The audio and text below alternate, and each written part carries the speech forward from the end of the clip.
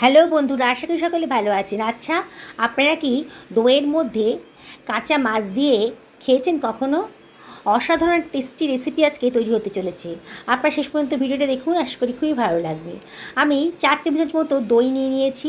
দইটা একটু ভালো করে ফেটিয়ে নিয়েছিলাম। এর মধ্যে দিয়ে দিলাম 4 টুকরো কাতলা মাছ। আমি এই কাতলা মাছগুলোকে আগে থেকে পরিষ্কার করে ধুয়ে রেখেছিলাম। এর মধ্যে দিয়ে দিলাম 1/4 টেবিল চামচ মতো হলুদের গুঁড়ো, 1/4 টেবিল চামচ মতো লঙ্কার গুঁড়ো, আর এর ভেতরে আমি দিয়ে দিচ্ছি 1/4 টেবিল চামচ মতো লবণ। এবারে আমি সব কিছু ভালো করে মাছের গায়ে মাখিয়ে নিচ্ছি। দই, মাছ আর মশলাগুলোকে খুব ভালো করে মাখিয়ে নিতে হবে।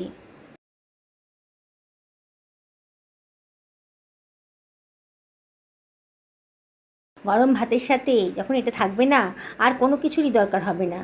ম্যারিনেশনটা হয়ে গেছে, আমি সরিয়ে রাখলাম। আমি 2খানা পেঁয়াজ নিয়ে নিয়েছি।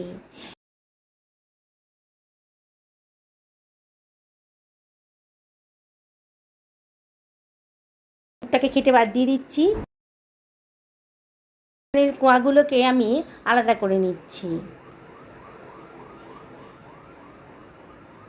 দেখুন বন্ধুরা, রান্নাটাতে কিন্তু খুব একটা বেশি মশলা তেল লাগবে না, কিন্তু এর টেস্ট এত সুন্দর না। আপনারা যদি একবার বানান তাহলে বারে বারে কিন্তু আপনাদের এটা বানিয়ে খেতে ইচ্ছা করবে। একটা টমেটোকেও আধখানা করে কেটে নিলাম। একটা তাওয়া গরম করে নিয়েছি।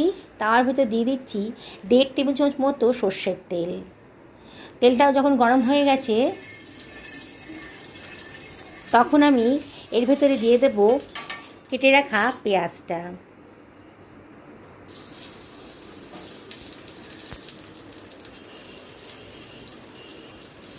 আর দিয়ে দিচ্ছি টমেটোটা।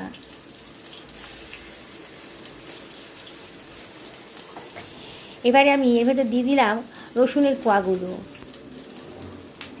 এটাকে আমি ঢাকা দিয়ে রাখছি হাই ফ্লেমে মিনিট 2 মিনিট বাদে আমি ঢাকাটা এবার তুলে দিচ্ছি।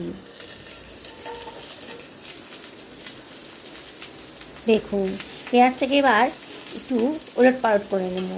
পেঁয়াজ, টমেটো ওগুলোকে একটু ওলট পালট করে নেব। নিচে কিন্তু সুন্দর একটা কালার ধরে নিয়েছে। আবার একটু নাড়াচাড়া করে দিলাম। আবারও এর ভেতর দিয়ে দিচ্ছি আমি কতগুলো কাঁচা লঙ্কা আর কতগুলো শুকনো লঙ্কা। খুব দারুণ টেস্ট হবে। এর ভেতর দিয়ে দিলাম 1.5 টেবিল চামচ মতো গোটা ধনে, আর এর ভেতরে দিয়ে দিচ্ছি 1 টেবিল চামচ মতন গোটা জিরে, 1/2 টেবিল চামচ মতো লবণও দিয়ে দিলাম। দিয়ে সব কিছু ভালো করে মিশিয়ে নিচ্ছি। একটু নাড়াচাড়া করে নিচ্ছি। বন্ধুরা, রেসিপিটা থেকে মনে হচ্ছে না একটু নতুন স্বাদের কিছু রান্না হতে চলেছে? বললাম তো, আপনারা দেখুন আর বাড়িতে একদিন অবশ্যই বানান। একেবারে নতুন স্বাদের রেসিপি আপনারা পেয়ে যাবেন। একটু নাড়াচাড়া করে দিলাম, দিয়ে একটুখানি ফ্রাই করে নিচ্ছি। এই 30 সেকেন্ড মতো একটু ফ্রাই করে নেব। নিয়ে আবার ওইটাকে ঢাকা দিয়ে দেবো। পেঁয়াজ আর টমেটোটা কিন্তু এখনও বেশ শক্ত আছে। মিনিট 2 আবারও মিডিয়াম টু হাই ফ্লেমে এটাকে রান্না করে নিয়েছি। এবারে ঢাকাটা আমি তুলে দিচ্ছি। দেখুন, বোঝাই যাচ্ছে পেঁয়াজ আর টমেটোটা কিন্তু অনেকটাই নরম হয়ে গেছে। আর মশলাটাও, যে গোটা মশলাগুলো দিয়েছিলাম ওগুলো অনেকটা নরম হয়ে গেছে। এবার এটাকে আমি ঠান্ডা করে একটা মিক্সার গ্রাইন্ডারের ভেতর নিয়ে নিয়েছি। ঠান্ডা করেই কিন্তু মিক্সার গ্রাইন্ডারের ভেতর দেবেন। এবার এটাকে গ্রাইন্ড করে নিচ্ছি। দেখুন বন্ধুরা, কত স্মুথ একটা পেস্ট তৈরি হয়ে গেছে। গ্যাস ওভেনে একটা কড়াই গরম করতে দিয়ে দিয়েছি। তার ভেতর দিয়ে দিচ্ছি 2 টেবিল চামচ মতো সর্ষের তেল, আর দিয়ে দিচ্ছি সামান্য একটুখানি লবণ। তাহলে তেলের কাঁচা ভাবটা আর থাকে না। এর ভেতর দিয়ে দিলাম গোটা গরম মশলা। গরম মশলাটা একটু ফ্রাই হয়ে গেছে যখন, দিয়ে দিচ্ছি 1/2 টেবিল চামচ মতো গোটা জিরে। সুন্দর একটা গন্ধ বেরোতে আরম্ভ করে দিয়েছে। ঠিক তখনই আমি দিয়ে দেবো বেটে রাখা মশলার পেস্টটা। গ্রাইন্ডারটা ধুয়ে একটু জলও দিয়ে দিলাম। দিয়ে সব কিছু ভালো করে মিশিয়ে নিচ্ছি।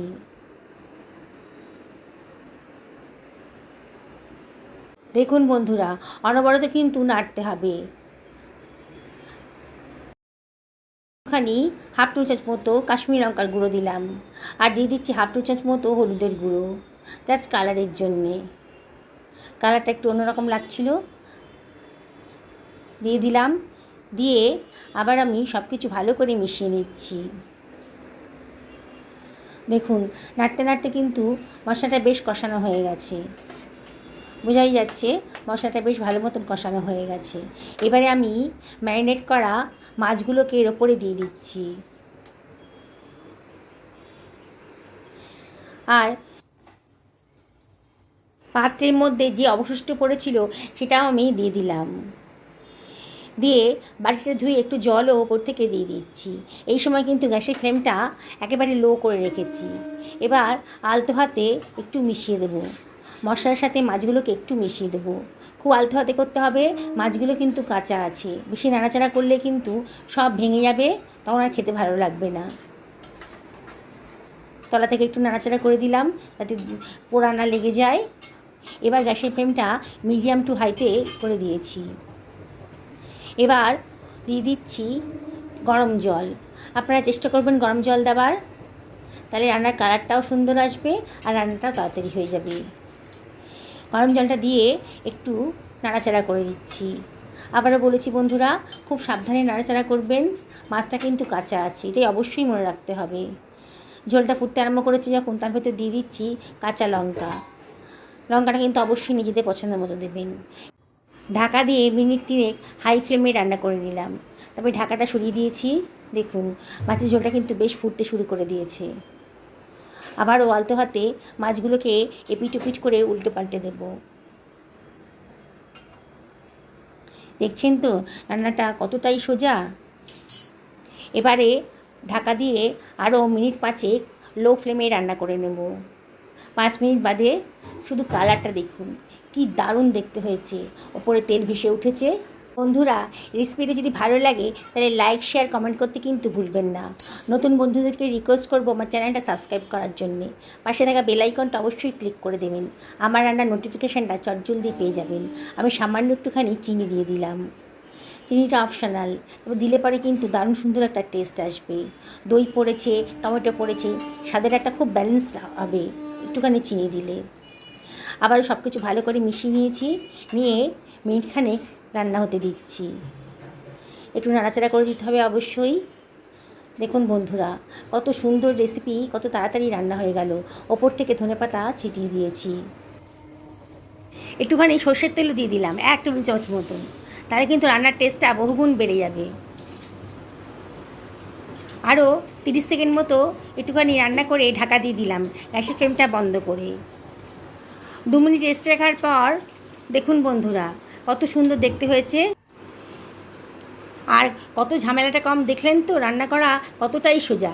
বিগিনার্সরাও একবার দেখলে পরে কিন্তু এই রেসিপিটা অনায়াসেই বানিয়ে ফেলতে পারবেন। আমি একটা সার্ভিং প্লেটের উপর সার্ভ করে দিচ্ছি।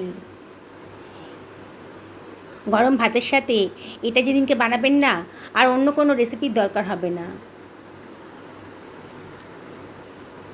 কোনো ভাজাভুজি ঝামেলা নেই, অল্প তেল মশলা দিয়েই কিন্তু রান্নাটা রেডি হয়ে গেছে। কাতলা মাছের এই রেসিপিটা একদিন অবশ্যই বাড়িতে বানিয়ে ফেলুন। ওপর থেকে ধনেপাতা ছিটিয়ে দিলাম, অসাধারণ দেখতে লাগছে। দেখুন দেখেই জিভে জল চলে আসবে।